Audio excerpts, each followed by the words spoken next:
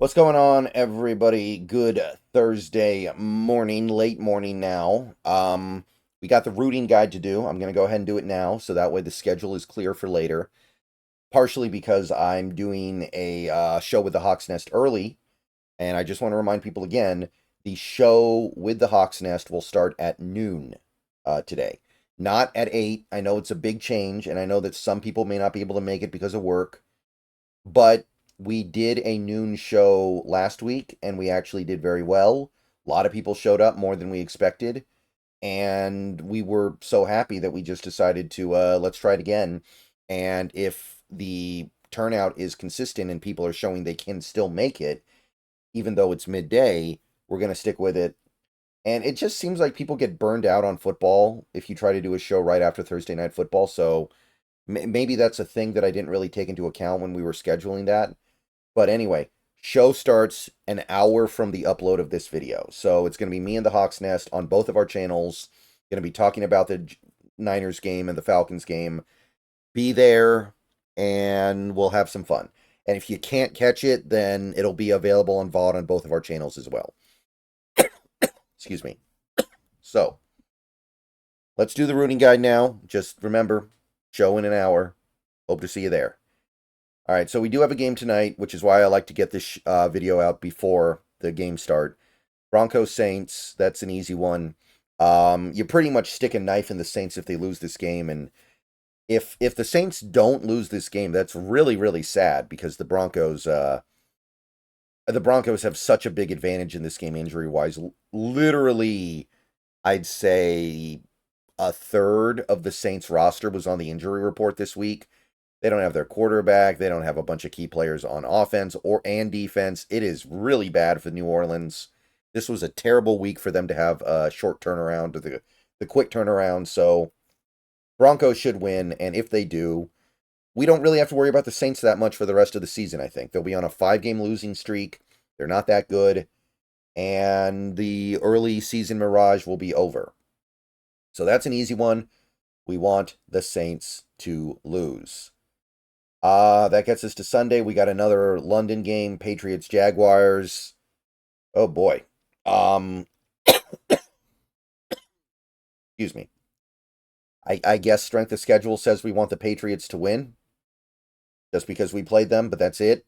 I mean, that is a sad, sad game to look at. I'm not going to lie to you, but it's a rare opportunity for the Patriots to maybe win a game, and they're going to have to start cashing in on a couple of those eventually, or else they're just not going to get any of them. All right, so now we go to the morning slate. Skipping past our game because we know what's up there. Titans, Bills. We play the Bills this year, so I want them to have as many wins as possible when they play us. I don't want them going into that game in a week desperately needing it and just focused and locked in to the point where they just take our heads off. So if they're 5-2, then that helps the strength of schedule, and it probably also puts them in a slightly different mindset. So I'm going to say we definitely want the Bills to win that game. And if you're thinking about maybe trading for somebody, you probably want to be trading for somebody from that Titans team if they keep losing because they're going to go in fire sale mode at some point. Bengals, Browns, I got nothing. I mean, we have already seen the Browns start to fire sale some stuff, so maybe you want them to keep losing so they can keep fire selling, but that's contingent on us wanting anything over there, and who knows. So that's really the only angle I got, but that's the only angle that I can see existing. Texans, Packers, another easy one. Green Bay has survived the Jordan Love injury officially. Now we need them to go away. We need them to go away a little bit, and we need them to suffer some blows that they were supposed to take when they had Malik Willis at quarterback, and it just didn't happen. So, Houston, we're counting on you. You came up short when we were counting on you against Minnesota. This time, yeah, we need it. So, yeah, we are definitely going to root for the Texans here. Very important, actually, I think, because the Packers, with the way things are looking in that division, may end up a wild card team, and that puts them in direct competition with the Seahawks. And I know we play the Packers this year, but I think the strength of schedule argument is clearly much weaker here. Dolphins, Colts, I can't really think of too much here. Yeah, I don't really have an angle here. I think that this is just a game you root for whoever has a cooler jersey. Lions Vikings, really interesting one. So, do you want the Vikings to just run away with the division and just whip everybody and just go, 15, 16 wins at this point and just say, okay, they're going to win the division and get the 1 seed? Or do you want to drag them down a little bit at the expense of boosting the Lions up? At this point, with the way the Seahawks are playing, you're probably thinking wild card. But when you look at how weak the division is, you might still be thinking division. So it's tough, right? I'm going to say we want the Vikings to win. I think it's more likely we end up in competition with the Lions than the Vikings. We play both teams, by the way, so there's nothing on that side of the argument. But let's just say, let's let the Vikings have their 15-win season if they want it. Let the Vikings go on some insane tear and just have some crazy good regular season and push the Lions down a little bit, and we'll go from there. I think that's kind of my feeling here. But we'll reconvene on that later this season, I'm sure. Eagles, Giants, interesting one, right? Interesting one. I don't know if you can count the Giants out completely yet, but I mean, they still have to play, the Cowboys again, who they never beat. I think they still have to play the Steelers and the Ravens. They got to play, God, who else do they have to play? Do they have to play our division this year? Maybe they only had to play us. I mean, they're going to lose more games as the season goes on. They're going to keep losing. Somebody else will take them out. So let them be the team to take out the Eagles, because I really feel like Sirianni's one loss away from getting fired. And that Eagles team is on the brink of just kind of imploding here. So, yeah, I'm going to say we want the Giants to win, but it was an interesting thought experiment. And I'm not completely closed off to other possibilities here, like the Giants kind of getting involved in a wild card race. They did beat us, right? They did beat us, so they would own a tiebreaker by default. Raiders, Rams, another slam dunk. Raiders, please take the head off the animal. And it's asking a lot, right? The Raiders just traded away one of their best players. They're imploding. Their locker room's in a bad state. Antonio Pierce is overwhelmed, but you can't really say this Rams team is in a good state right now, even coming off the bye week. So it'd be nice, right?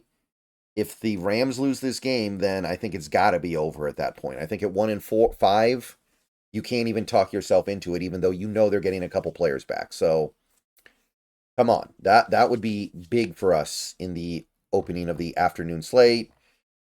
Panthers, Commanders, another relative slam dunk. Panthers are not going to be some kind of an issue this year, so Washington, if they could maybe trip up at the end of the easy part of their schedule, which is what they've been feasting on so far, that'd be awesome. So if Carolina could find a way, I sure would appreciate it. Not really counting on it, but it's one of those little things that you look for in a week of football that you just hope can break your way somehow. Another easy one here, Chiefs Niners. Chiefs and Niners. We know what we want. We know what we need. We know what we want to get. Chiefs, sorry, but we are Chiefs fans this week. And if the Niners lose this game, I think we need to, and the Seahawks win, I think you have to at least put the division back on the menu. You might not feel like we can beat that Niners team, but at that point, I think we can safely say the Niners are having a rough year. And at that point, I think you can say we don't necessarily need to beat them to win the division because everybody else is beating them, right? They've lost games they have no business losing already. They lose this game to the Chiefs, they're going to have to go on a pretty impressive run just to get to like 11 wins. So open the door. Jets, Steelers. Apparently Wilson will play, so that's kind of interesting, right? That's an interesting bit of theater. But it doesn't really have any impact on the Seahawks as like objective merits go. So we play the Jets, so I guess I want the Jets to win just for strength of schedule, right? That's it though. Pretty weak. Not much to say. Not much at stake, but should be fun theater, right? Like, this game has nothing to do with the Seahawks, really, but I still want to tune in and see what's up. Okay, we got a doubleheader on Monday night. That's always fun, except not really. Don't know why they keep doing it, but here we are. We got Ravens Buccaneers. Easy one. AFC on NFC is always going to be pretty simple here. If Baltimore could continue their winning ways, knock Tampa Bay down a little bit, get that NFC South just a little bit dirtier, it would help. And then we got Chargers Cardinals. We got Chargers Cardinals, pretty easy one too. Cardinals have won the games we want them to win. Now we just need them to continue to lose all the other games. And if they lose this game, that might be kind of curtains, right? 2-5. I don't know if you can dig yourself out of that hole if you're a team with Arizona that's already a little deficient on talent. Especially if Marvin Harrison's going to miss time, which it sounds like he will. I'm not keeping up too closely on any of that, but it's a concussion. It's no joke. And that's it for the week. So that's the rooting guide. It's a lot of fun stuff, but I'll tell you, it's fun to talk about this stuff, but none of this is going to matter if the Seahawks can't find a way to a win in Atlanta this week. So we're going to have a lot more interesting things to say about that game.